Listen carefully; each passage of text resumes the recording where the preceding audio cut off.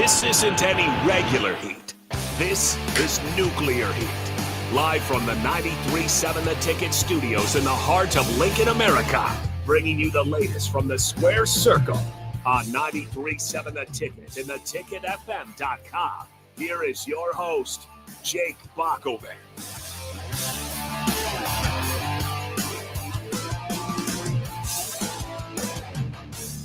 Yes, glad to be with you here on a Sunday evening, ready to talk some pro wrestling here on 93.7 The Ticket. We do it every week. It is called Nuclear Heat, and you can tune in once again 9 to 10 Central here on 93.7 The Ticket. I'm Jake Bachman, joined by my tag team partner, Nuclear Heat contributor Augie Pena, who's wearing his Eagles gear. So we appreciate you taking a break from Sunday Night Football. I know it's close to halftime. We'll see if we can get you back in there for at least mid-third quarter or so. Yeah, this would be the only thing I really miss, missed that my Eagles playing on Sunday night for. So, hey, the wrestling's been great. The Eagles are winning or were winning at halftime. Huskers got a fun win in Sioux Falls yesterday. So it's been a great weekend, great week. Yeah. And you made your trip down to Sioux Falls. How was that experience there? A lot of Husker fans would say that was probably one of the most fun Nebraska basketball games they've seen of all time in general, just because of the scoring, the explosion that went on there. Yeah, it was phenomenal. A lot of my roommates are from Sioux Falls from my college days and that. So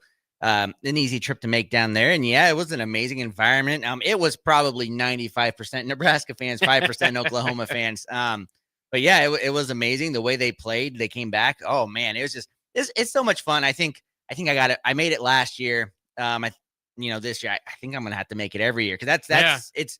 Even at PBA, even though it's like a 5-minute drive, to PBA for me and that, and obviously there's more fans. Sioux Falls, that's just it's such a small gym and such a packed environment. Yeah, it was just amazing. Just very cool. Yeah, it looks really cool. I'm gonna have to make it down there at some point, but man, I don't know if it's gonna match that game. That game was a lot of fun. But let's jump into wrestling for this week. It was fun as well. We've been talking about John Cena's kind of the tournament that they've got. The last time is now tournament that they've got going on to determine John Cena's final opponent. Once again, John Cena's final match will be December 13th for Saturday night main event. Everything else, a lot of the other stuff, I should say, is leading up toward Survivor Series War Games. There were a lot of War Games booking and decision-making going on this week. They've got 2 more weeks of programming leading up to Survivor Series. So that'll be November 29th. On your calendar if you're looking forward to that. So we'll see. What do you think in general about the War Games kind of taking over Survivor Series? We've talked about how we kind of didn't like pinning a champion against a champion. They've just kind of moved that off of Survivor Series now to Crown Jewel. So a little bit of a different way to do it. They put a ring involved, kind of a championship ring involved with Crown Jewel. So it's fine in that way. But now kind of War Games, a little bit of an NXT creation that's made it to the main roster. And so far over the years, it's been pretty fun. This year, I got to admit, I'm a little bit, I feel like it's just kind of being thrown together. Yeah. And honestly, I'm not a huge fan of the War Games concept. I'd rather go back to the 5-on-5, where it's anyone can get a, because in War Games, correct me if I'm wrong, it's just first team to get a pin on anybody, right? That ends it. And the match doesn't officially start until all 5 members are in the ring. So it's like everyone else just does damage to each other until that last person goes in. So that's always interesting. I guess it could be for fun, because one team can kind of have an advantage there. But I miss the old, it can be 1-on-4, 1-on-3, and then you got to see if that person can pull it off. But you're right. I mean, they're just kind of, Cody Rhodes, is on like it just. I don't know. You're right. They're just kind of pulling it together. They're just they're going to get the 5 biggest stars on each, within this, and just, that's going to be it. But like you said, it's always fun. To be honest, I kind of always look forward to the women's side of it because Io Sky the past couple of years, she's kind of been the MVP. I think like 2 years in a row, she's gotten to the top and putting a trash can over her head and then jumped off. So they've kind of done fun things with that. But yeah, it's fine. Shawn Michaels, has his foot on it, with that. So that's why they brought it up for NXT. But yeah, I just wish they do more development with all these Saturday night main events they have now. It feels like there's only a week or 2 between premium live events. They can't get the buildup that they used to. Yeah, sometimes it feels that way. Obviously, The Seth Rollins injury definitely plays a factor into this. So on the men's side, they've got two members from the Vision. If it were more kind of centered around a Seth Rollins Vision, I think that could have been a little bit more exciting heading into this. Who knows who would be the champion? I don't even know. CM Punk. I mean, Seth Rollins would likely still be the champion. I don't know where that would leave everybody else. So I think they have had to adjust their plans. So maybe you can kind of forgive them there. We'll still see. I think the good guys still need a guy, so there's still a chance for some surprises. The women's War Games certainly will go through it this week, not complete. So we'll see what happens. They still have a chance to kind of make more sense of it. But to me, it seems to be just jumbled together good guys against jumbled together bad guys.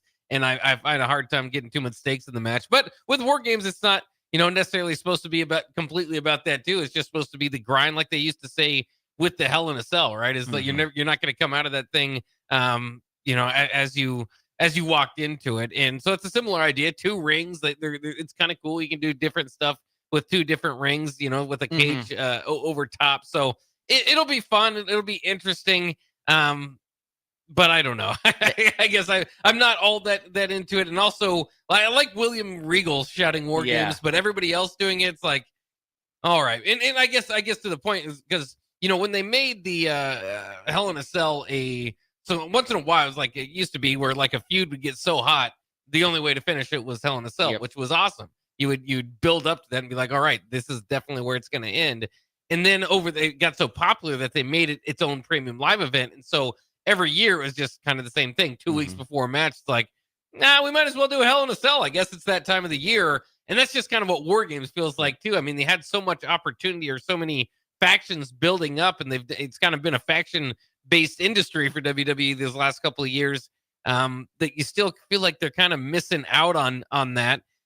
They do got the MFTs and Solo Sikoa kind of going at it on a SmackDown right before War Games will go on. I think that'll be entertaining enough, but it's still not even what people were kind of thinking, which is Wyatt 6 against the MFTs, and that again is not going to be the top of the card, but maybe could kind of be something that naturally would come about or make sense. Yeah, and on top of all that, we also got with the match kind of being longer because it doesn't start until that 5th person's in. Remember last year, Jimmy broke his toe, Bronson Reed, broke his foot, right, or something, his ankle, something like that. So they kind of got to watch out for that because we've seen it. Injuries are starting to kind of plague everything. So when you kind of have this long 5-on-5, kind of anything goes things, injuries tend to happen. But you're right on that. Seth Rollins, I think we kind of predicted it'd be like Seth Rollins in the Vision with maybe a Brock Lesnar versus the guys that are kind of in it.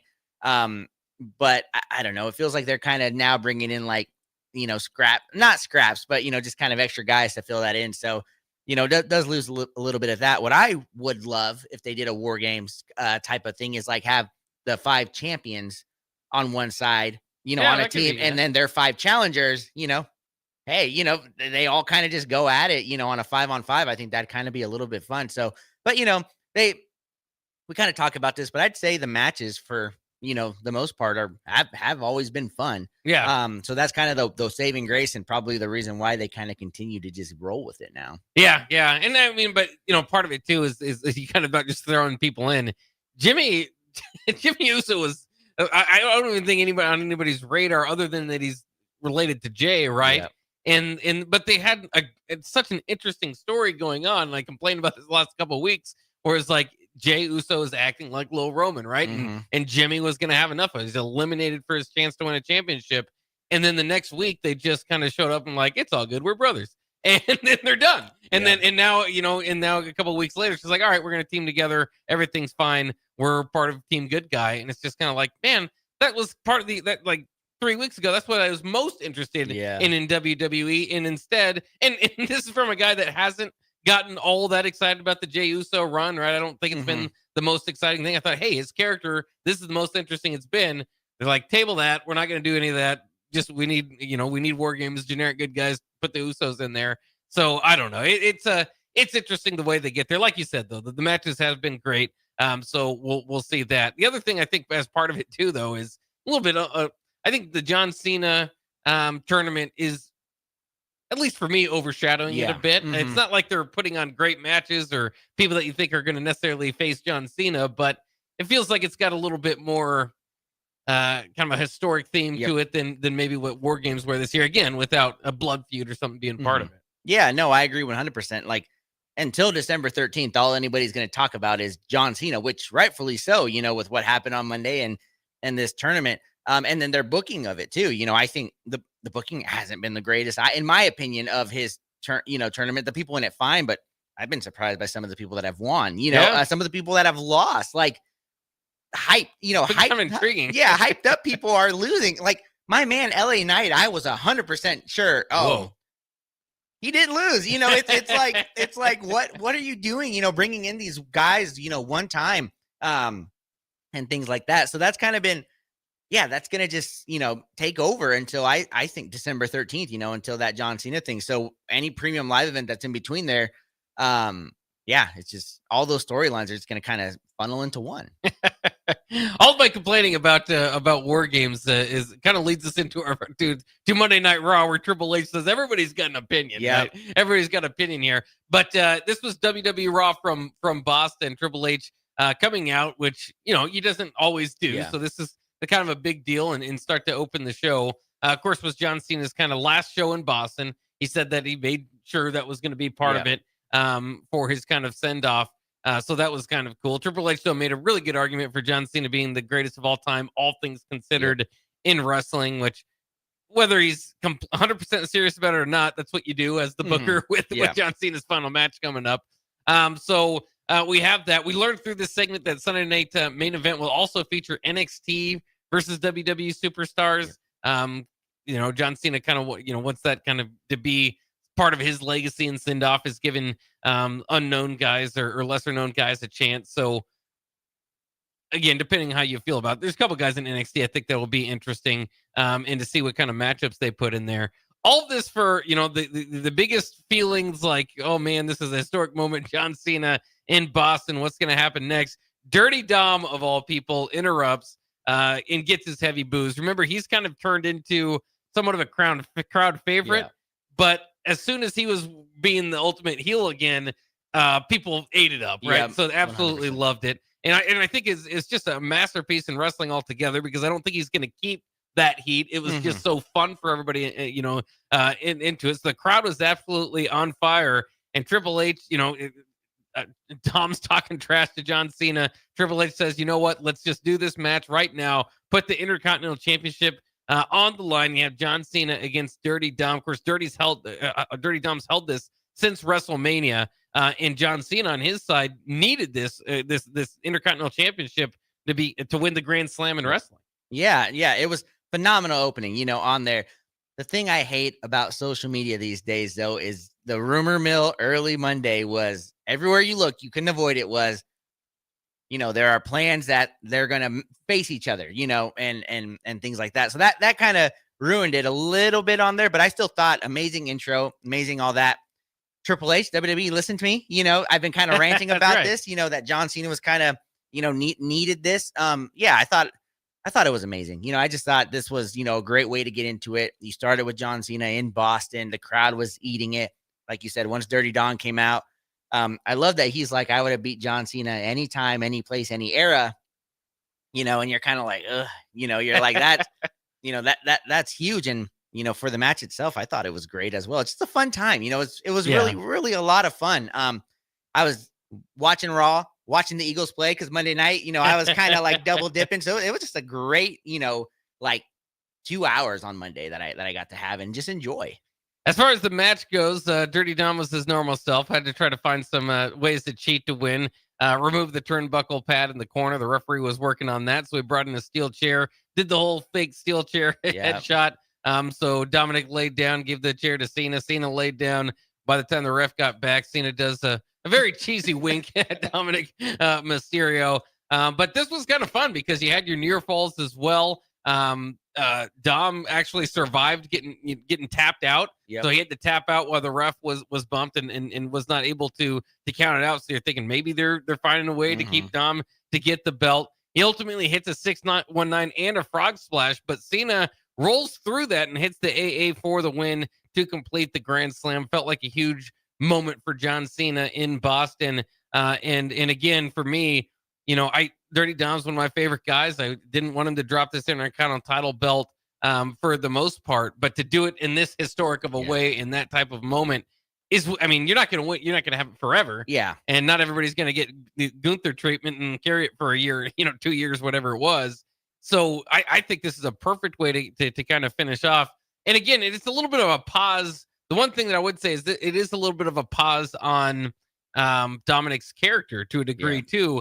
I mentioned earlier how the crowd was starting to enjoy him a little bit more. The other thing is he's not overconfident, walk into the middle of the ring and talk trash to John Cena to fight him type of. That's not his character, really. His character's kind of cheat to win, right? Sliding by, trying not to fight, all that sort of stuff.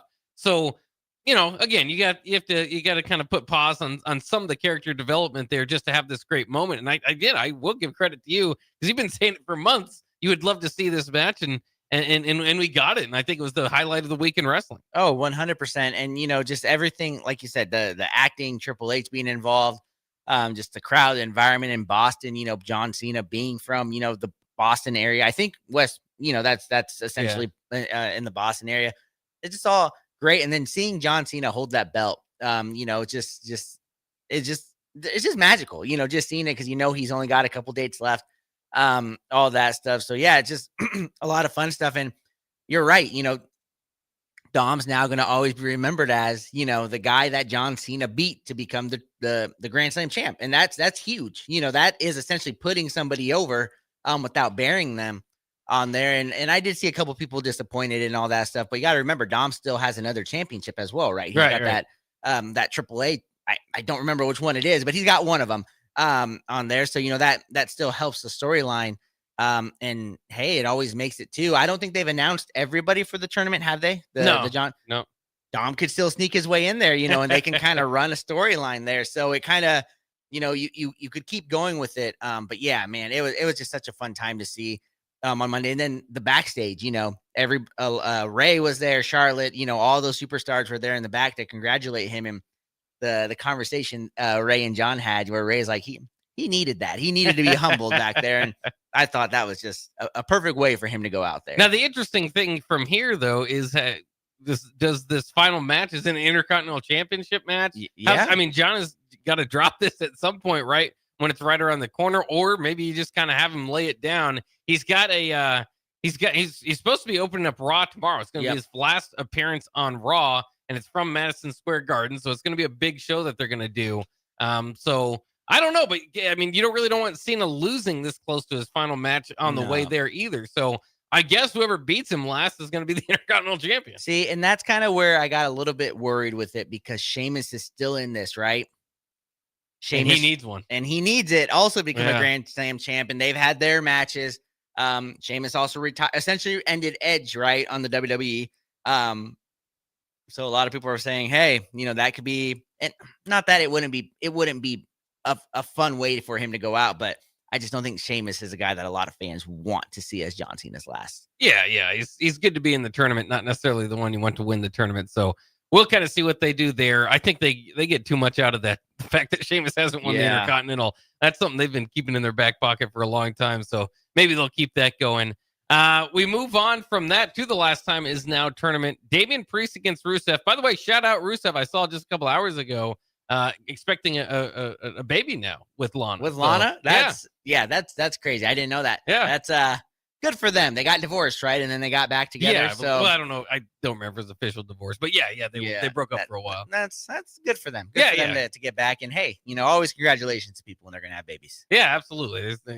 Who can have a bad time with that? Yeah. But very interesting booking. I'll put it that way. Yeah. Damian Priest against Rusev.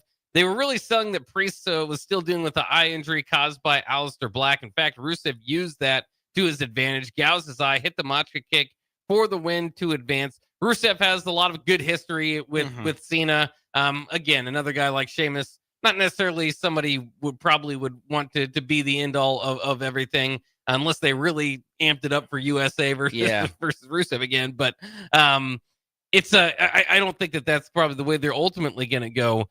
And so, throughout this, I mean, Damian Priest never really had any connection to Cena, so I didn't know what they're going with there. But Damian Priest has really fallen off the priority list at WWE to the point that he's losing to Rusev, who, again, I don't expect to win this tournament. The fact that he was in it was probably enough for me. I mean, I like Rusev. I want to see him, do as well as he can. It just feels like, Damian Priest was a champion, in the last year? Mm-hmm. But the last WrestleMania, right? He was not this last one, but the one prior. Yeah, he was there. And he's just fallen, but it's bad. It's bad. They had him in the Judgment Day, his thing with Rhea Ripley. I feel like they can kind of bank on that if they really ever need to kind of bring his character back, but they've went away with it. It's been, and this feud with Aleister Black has just been weird, right? On and off, things like, and then I don't even remember who he was feuding with before that. It was, I don't even know. They keep kind of moving him from like mid-card feud to mid-card feud. But to go back on the Rusev thing, I kind of like it. He's not the guy, you want to be the last one, but I think John ended his undefeated streak because I think when Rusev debuted, he like destroyed everybody, was the US champ for forever, and then it became like the Bulgaria versus USA type of thing. And I think John Cena beat him in like a weird stipulation type of match or something like that. So another guy that you could say was buried by John Cena, kind of getting an opportunity to get his last chance there. I think that's a lot of fun if you continue that storyline there. Yeah, and I just don't know. I mean, Damian Priest is getting to a point, maybe kind of like Drew McIntyre, face Drew McIntyre was, where it's like, all right, we've done it. This is kind of what we have. Clearly, they don't have anything spectacular coming up for him. So, I mean, I think a heel turn might be good. Even going back to the Judgment Day, I don't know if you could do that, but that would be, that's been the prime of his career so far. But yeah, I don't know. He's fine as an actor. I think the entrance and just the character altogether is a little bit cheesy at this point. Was fine for a while, but was expecting maybe a turn there. I just feel like they need to do something with him. Yeah. And I felt that from the outside, but I felt like they've still kind of stuck by him. This is not a booking decision that would say as much. No, and you're right. They can bank on the Rhea Ripley, the Terror Twin. They can go back to that, or they could go back to the fact that if they do continue the Judgment Day split, he teams up with Dom. He sides with Dom because Dom he betrayed Rhea, but I feel like Dom didn't really betray Damian. As much as more Finn Balor, and they kind of just fell in line. So, and they're Finn and Damian still have some beef, I think, right? I mean, did it really end their feud? That was such an abrupt, horrible waste of a storyline there.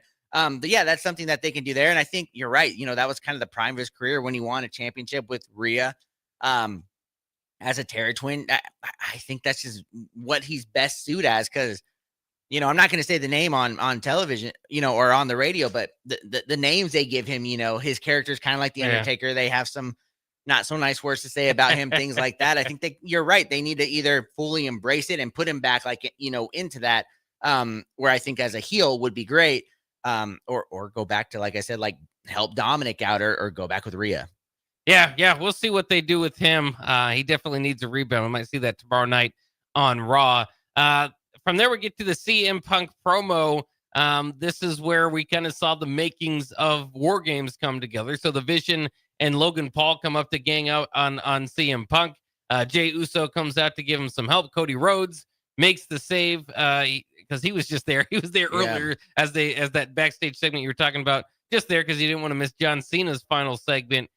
So War Games was made official later, so it wasn't during this segment, but made later with William Regal in a backstage segment. Still some questions here. Again, I don't know if you got two face champions at the top, and now they're joining together. Would rather probably have an interesting feud one way or the other with one of them going on alongside of what's going on there. Still don't know why Logan Paul joined the Vision. They're just uniting because they're bad guys, I guess. So again, I don't love the making of the War Games. I'll have fun with all the people involved, like you said, once the match gets there. But it's it is what it is, I guess. We'll put it that way. It's just a bunch of good guys feuding with a bunch of bad guys. Yeah, and earlier, you said it's tough because you have your two main champs, right? Your world heavyweight champion, your WWE champ. I'm going to be honest, at this point, I wouldn't be surprised if that team lost, just because of how much they're not protecting their champions anymore. Champions are getting just pinned.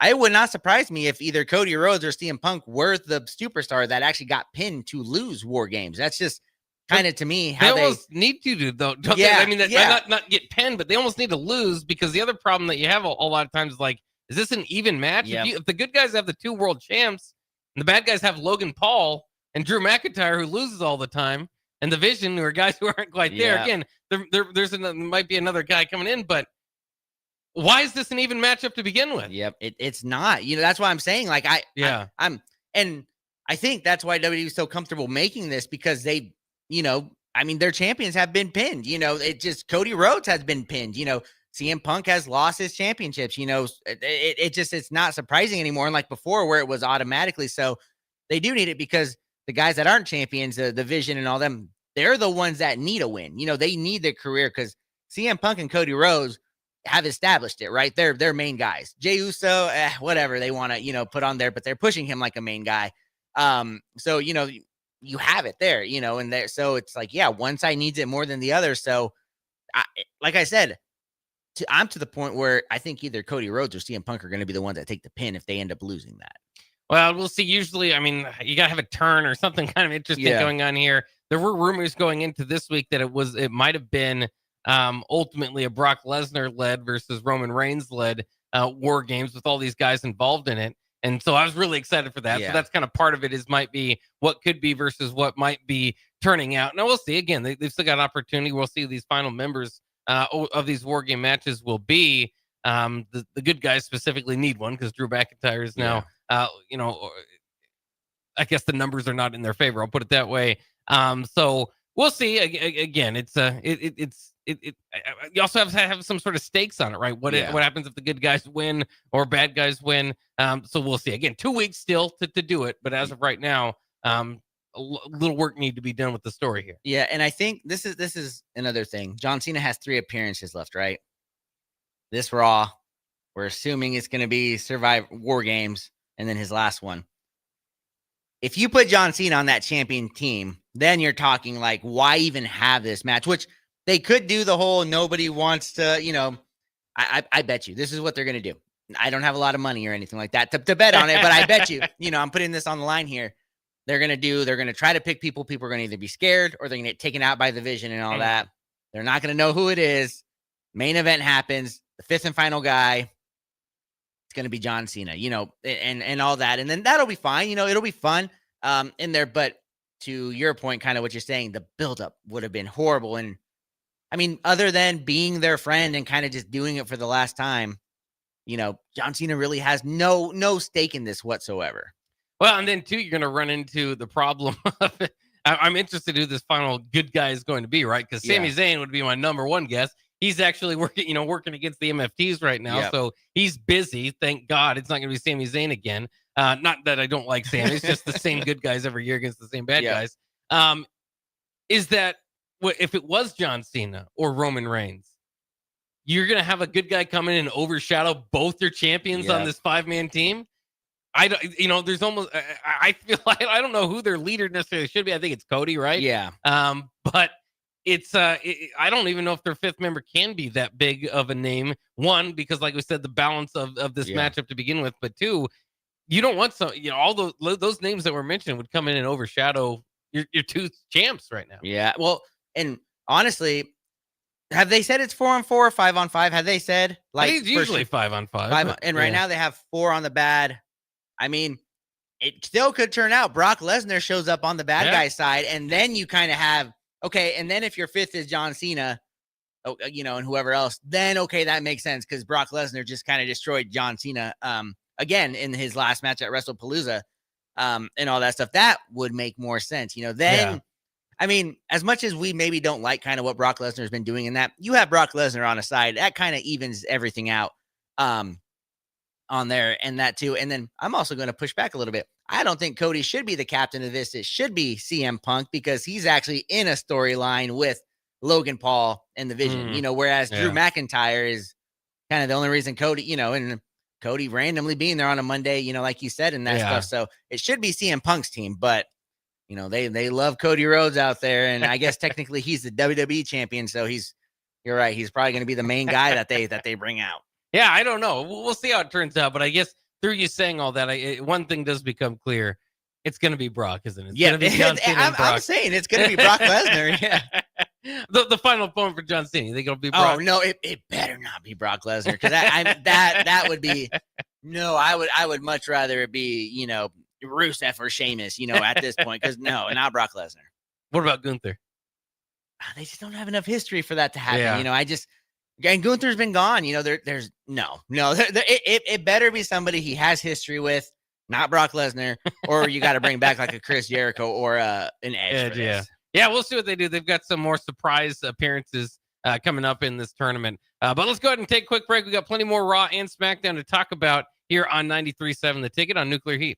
After a long, hot summer, are you ready for fall? What about your home? Is your heating system ready for cooler temperatures ahead? Call Bryant for your fall heating check. No matter what brand of equipment you own, Bryant's trained technicians will thoroughly clean and inspect your furnace or heat pump to make sure you stay warm, safe, and comfortable. Call today to schedule your home heating check. 467-1111. Bryant Air Conditioning, Heating, Electrical, and Plumbing. 467-1111. Bryant, whatever it takes. Tired of asking what's for dinner? Nourished for Life has got you covered. At Nourished, they're a local meal prep company that delivers fresh, chef-crafted, healthy meals straight to your door. Made from wholesome ingredients and ready when you are. No shopping, no chopping. Just heat, eat, and enjoy every night of the week. Fuel your busy days with balanced meals that are designed to keep you satisfied and energized. Visit nourishedforlife.co to purchase meals and taste the convenience of home-cooked comfort without the hassle. It's game on at Elway Power Sports of Lincoln, Nebraska's premier power sports dealership. Get geared up for savings like you've never seen before during Elway Day. Their biggest sale of the year runs October 14th through the 18th, when every red tagged machine is priced at invoice plus $300. That's it. No freight, no setup, no extra fees. Don't miss out on these epic savings. Elway Power Sports of Lincoln has you covered all under one roof with a large selection of side-by-sides, ATVs, motorcycles, and personal watercraft at their 27th and I-80 location. Imagine hitting rewind on your life 10, even 20 years. With testosterone therapy from Limitless Male, you can turn back the aging clock and get your edge, energy, and confidence back. If you've lost your drive, sleep deprived, muscle loss, belly fat, irritable, you're not the guy you once were. Get your T levels checked at Limitless Male. More and more men are realizing hormone replacement can turn back the clock. Schedule your free consult at limitlessmale.com. Hi, this is Pastor Tom. Did you know there's a place kids can seek out help when they're away from home and something goes wrong? They find themselves in a difficult spot or even a dangerous situation. Maybe another child is bullying them or a stranger is following them. Perhaps on a date and things just go bad. In Lincoln, here's where they can find help. It's called Safe Place. Safe Place is a national program for children taking place in thousands of cities across the United States. The People Seeding Mission is sponsoring this program in our community and has set up a number of businesses, fire stations, schools, and nonprofits around the city to become safe locations where kids can seek out help. They just need to look for the big yellow sign that says Safe Place on it. Then go inside and ask for help. We will be quickly connected to them and ensure they make it back home or to whatever resources are needed. If you'd like to find out more about Safe Place and ways in which you can get involved, just go to pcmlincoln.org. Remember, when we all do a little, we change a lot. Back to Nuclear Heat with your host, Jake Bockoven, on 93.7 The Ticket and theticketfm.com. We're back here on 93.7 The Ticket talking some War Games preview here and just WWE Week in Review all together as they're getting ready for War Games. I was telling Augie during the break, I didn't mean to come in here and complain about War Games as much as I have, but it happens sometimes. Again, it's going to be a great match. It's going to be fun.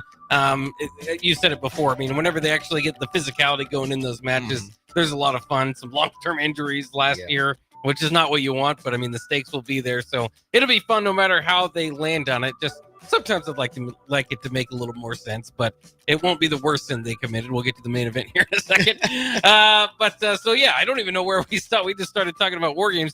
Let's get into the Women's World Championship match. Stephanie McClure against Raquel Rodriguez. Raquel Rod, as I like to call her, proved to be a powerful opponent. So even in the loss, she looked good here. She actually reversed the Devil's Kiss into a turnbuckle attack, followed by a clothesline that looked pretty nasty. So I thought that was pretty good. But as you know, if Bakura is going to win, she's going to ultimately hit the Devil's Kiss. She does. And then the corkscrew moonsault for the win, which looks incredible. Bad News Barrett still wants them to change the name for it, but we'll see if they come up with a cool name at some point.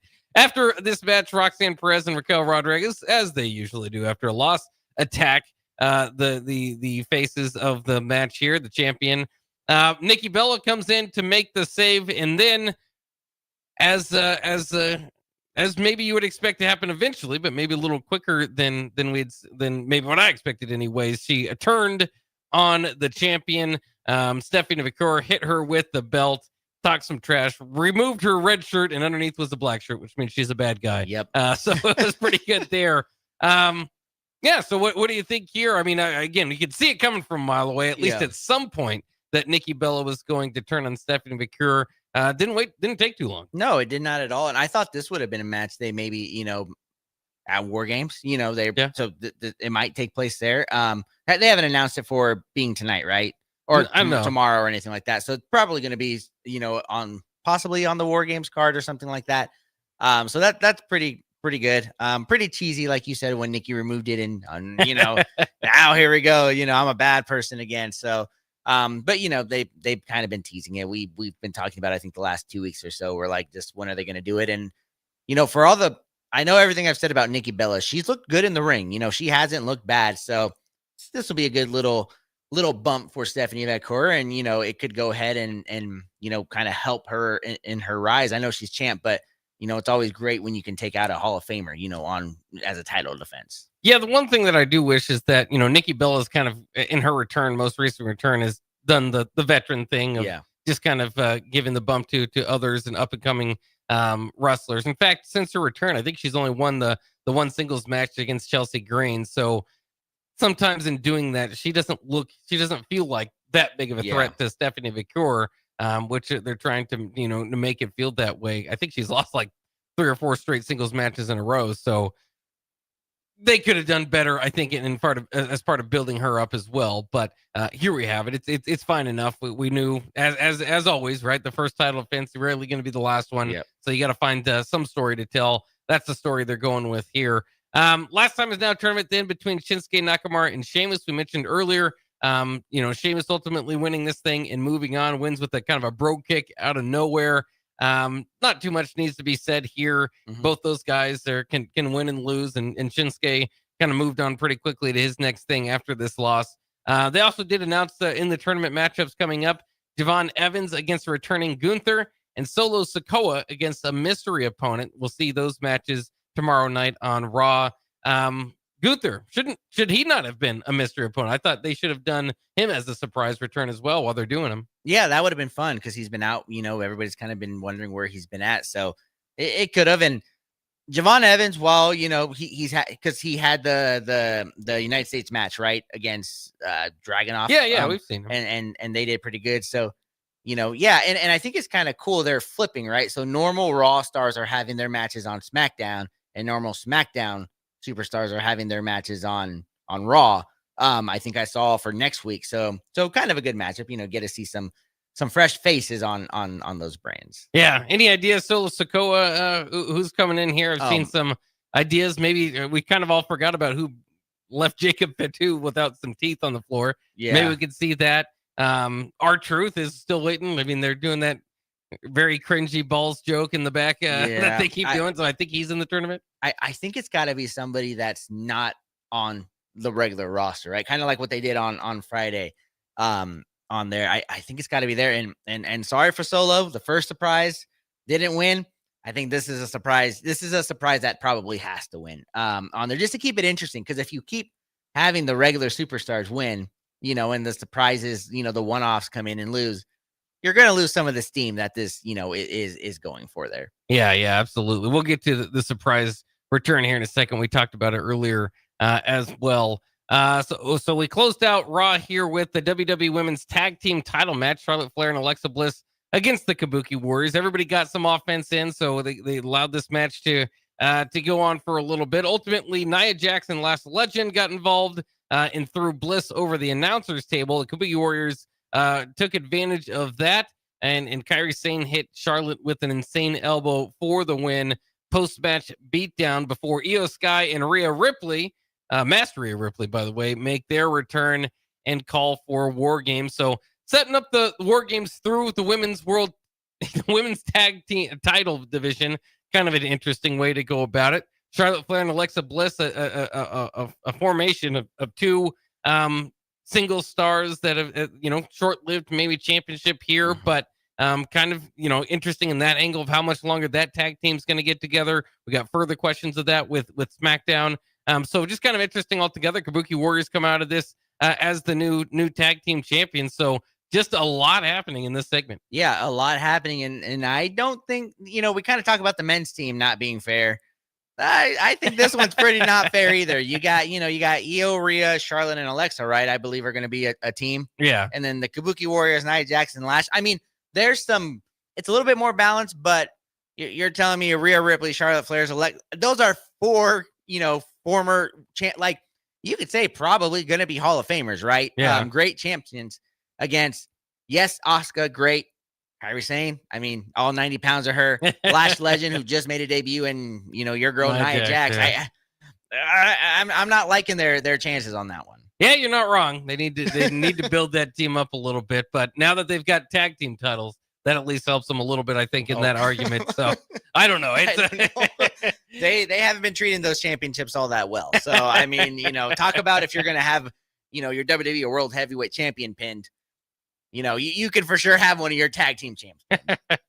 All right, that'll wrap it up for our Raw review. Let's jump to SmackDown here in a second. Actually, let's take a quick break. We'll be back.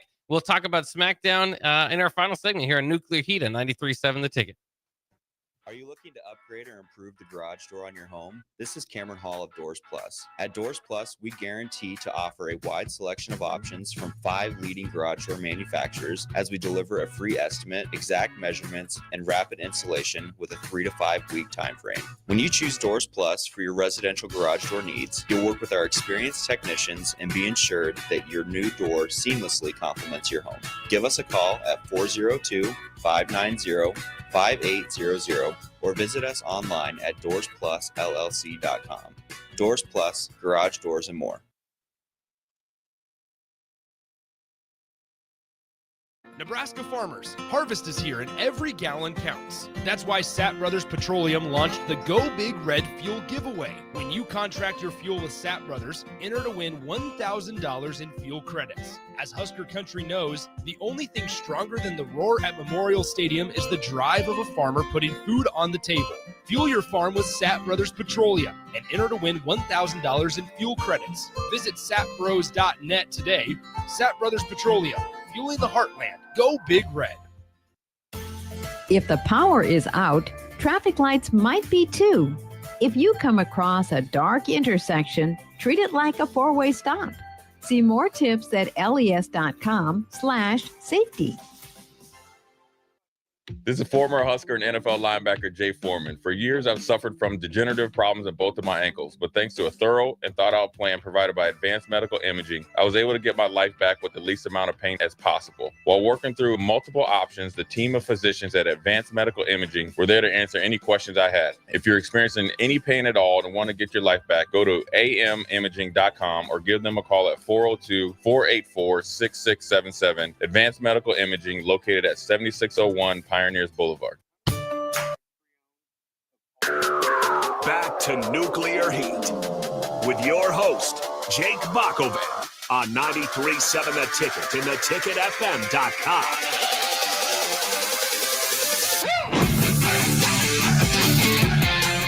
We are back talking some WWE SmackDown here in our final segment on Nuclear Heat. If you're a WWE Pro Wrestling fan, we'd encourage you to join us here every Sunday night from 9 to 10 as we do our weekend review show. lots of fun going through these matchups and in the booking in WWE. We were talking about War Games, how they're setting up the women's side. They further that storyline with the opening of SmackDown this week. So they had the good girls, if you will, come out in Io Sky, as well as Rhea Ripley. And then Alexa Bliss, she was excited to be part of the War Games. Charlotte Flair tried as hard as she could and then said, you know what, I can't do this. Yeah. She does not have a good history with Rhea Ripley. So it's kind of interesting. Again, this was something they could have done in a backstage segment. So there's a lot of different ideas about why they kind of went through this. It creates a little bit of a rift within that team, right? Is Charlotte Flair ultimately going to be on that team? If she is she going to turn on somebody during the middle of the match, be a Rhea Ripley or Alexa Bliss? So a lot of kind of different things going on there. Do you feel like this is the right choice? Because I feel kind of stuck in two different directions. One, where I constantly tell them, don't forget the history. Keep this all in mind. Don't just, as they do so many times, just all right. Now that you're good guys get together and then they get along. They really do have a rivalry. They've fought in 2 WrestleManias against each other. So I think it's fair to kind of bring that up. All that while also saying I've enjoyed what she's done. Yes. With Alexa Bliss. Kind of a new character. She's not wearing over, I mean, even her gear was kind of matching or close to matching what Alexa Bliss has. It wasn't kind of her own selfish, I'm number one and looking down on everybody type of way that her whole career has been. So it's like they kind of have been working on something. I'm not saying it's absolute fire, but it's been a little bit different and something a little bit exciting to see to explore with Charlotte. And then they kind of just had old Charlotte character pop up here. Yeah, and I mean, you're 100% right on being split like that, because right before Charlotte teamed with Alexa, we were all saying Charlotte should probably go away again for a while, right? Because her feud with Tiffany was horrible. We weren't fans of that. She just wasn't doing anything, and then they paired her with Alexa Bliss, and they let her have that fun side. Be a good guy. But we know that her and Rhea have headlined WrestleMania twice. I want to say, I believe so, yeah. On there, and so they have a history with it. I do think she'll eventually come around and join it, but like you said, she might be the reason they might lose then, if there's something there. But yeah, they have this is kind of what keeps it interesting, right? Is they hook you with this little bit here. But now the execution has to be there, because if not, this could Charlotte Flair, Hall of Famer, going to go down as one of the greatest women's champions, right? I think you have to put it there, but her character is kind of just hanging on by a thread. And if you do the wrong thing here, it might be hard for her to keep going. Yeah, it's going to be interesting the way they get about it. Like we said, 2 weeks to War Games. I think they just kind of need to mix it up. I don't even necessarily know who else would be the other or 2 others that would join this group. So you kind of got that still interesting as well on that side of it. But they're calling out War Games and they've got to get along. Can they coexist? And often something that WWE goes to, and fair enough here. Again, I at least like them acknowledging the Charlotte Rhea history, and that was part of kind of the lopsided part of it too, as you were saying earlier. Charlotte and Rhea on one side. Yeah, well, they could help the bad people. They could bring Chelsea Green in, the United States champion. Yeah. I think that would even the playing field. So they have that option. That would be fun. That would definitely be fun. Let's get to another in the John Cena tournament here. Jey Uso versus The Miz. The Miz did a good job, and thanks to him for interrupting the encore. Jey Uso is going to do the encore of his debut or of his entrance again. At a certain point, I just watched it on DVR, so I fast forward through it. But every week of that is a little much. The live crowd loves it though, so I get why you do it again. Not ultimately. Often we come off as Jey Uso haters. We just wish he was better in the ring is all. Yes. But anyways, Miz does hit a skull-crushing finale, giving his fans a hope that he was able to win this one. But no, the daunted Jey Uso spear and the Uso splash get Jey Uso the win. I don't necessarily mind. I like the fact that the Miz was at least in the tournament. Nobody gets a bigger rub off of beating John Cena in their career than the Miz. He'll bring it up every segment, I think, for the last 8 years, and it's incredible. It's part of his character. I love it. So I like him at least getting a shot at it. Maybe would have liked to see him move on a little bit further into it, or in the very least, I guess, kind of do what they've done with Dom earlier. At least, just have at least one match, even a throwaway match on some match here to see John Cena versus The Miz again. But instead, they go forward with Jey Uso, who again kind of pulling double duty here. He's partially on War Games, partially trying to face John Cena down the line. I guess he could do both. They're on different dates, but this one crushed me. There's no reason for Jey Uso to win this, to win this match. The Miz, unless, look at AJ Styles. They didn't have any, nothing. It's just, hey, they're gonna, they're gonna do it. So as I say, John Cena is gonna probably be the last War Games guy. They could just come out on social media and say again, hey, you guys push for it. We're giving it to you. The Miz versus John Cena. No talking, just, we're going to go for it. And I'd be totally fine with that if that's why he didn't, advance at least in the tournament. But The Miz is somebody that has so much history with John Cena. They main evented a WrestleMania. The Miz beat him at to main event WrestleMania. They're both kind of like the two, you put The Rock away, Batista, The Miz and John Cena, active roster guys. They're like the two main Hollywood guys, right? The guys that have done things, essentially, like you said. And you have him lose to Jey Uso in the first round. It just doesn't make any sense to me at all on that. Well, at least Carmelo Hayes didn't get involved. So there was that. And it would be I wouldn't mind them doing just kind of this one-off match like you're saying, but it would be a little bit of a missed opportunity because The Miz and John Cena, one last kind of build up for a match with their mic skills, each of them, would have been great. But apparently, again, not high enough in the priority list in John Cena's final year for them to get there, unless we see it happen again, like you said, here in one of these final dates.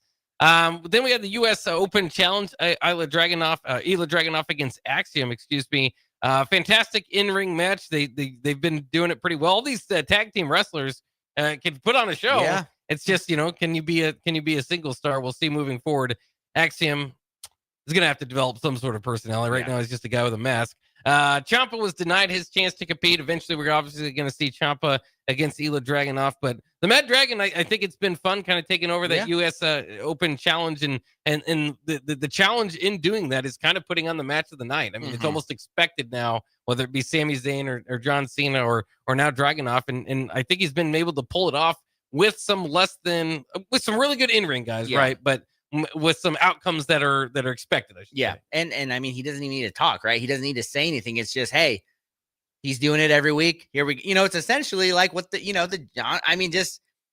you expect it. It's going to happen. He's going to face somebody, he's probably going to win, but we're going to be shocked when he ends up dropping it. And like you said, pretty much every match, I don't know most of, I know these guys, but they're not guys you pay attention to, but these are matches you're like, okay, this is somebody, like you said, if they can have a little bit of a personality, keep going from here, they can be mid-card. They can be decent mid-carders and who knows what else. Because that Evans guy, that was a fantastic match. And I didn't even know who he was. I really don't even know who Dragunov is. I'm outside of he beat Sami Zayn. But, yeah, he's been proving that probably the right choice for a champion. That champion that's going to defend every week. Yeah, and he does, and in his finishing move, that it's very disrespectful, but looks kind of cool. It's at least unique. But that shoulder tackle thing out of nowhere looks really destructive. So hopefully they can kind of continue with that. He's been putting on good matches there. From one current U.S. champion to a 4-1, Sami Zayn went out and called out Solo Sikoa and the MFTs. They went to the ring to say, hey, we're here, and then Sami Zayn, of course, was saying, I did not come alone. I did not prepare to be alone. So the Motor City Machine Gun, Shinsuke, and Rey Fenix all come out to even the odds. And again, looks like we're set up for a Friday SmackDown match before War Games. A good kind of appetizer, if you will, here between the MFTs and Sami Zayn's good guys. Yeah, it's a little disappointing that it's not the White Six, being involved. Like you said, that's kind of where we were hoping. But, it's good for them. It's something. And I bet you it'll be a very entertaining, like you said, appetizer before actual War Games. Yeah, and it will be fun. I can't remember. Too bad I don't remember, but I think they might even have the rules set in place where it's kind of the traditional 5. Yeah. So guys will be going out, if you're pinned, you're out type of thing, and the numbers game there. So that will be a lot of fun. And we'll see. I think the Solo Sikoa and the MFTs need to win that one. Mm-hmm. And so that could be something that establishes them pretty well. Then we had, again, another match in the John Cena tournament, LA Knight against the surprise return of Zack Ryder. Chelsea Green's husband, Yep. and is what it needs to be. But kind of interesting. He's made some appearances on NXT as Matt Cardona, Yeah. his real name, but returned here as Zack Ryder. And as soon as this happened, LA Knight, you're thinking, man, this could be something. Yeah. They've really given it to him here because he's always the bridesmaid, never the bride. And then you get this return.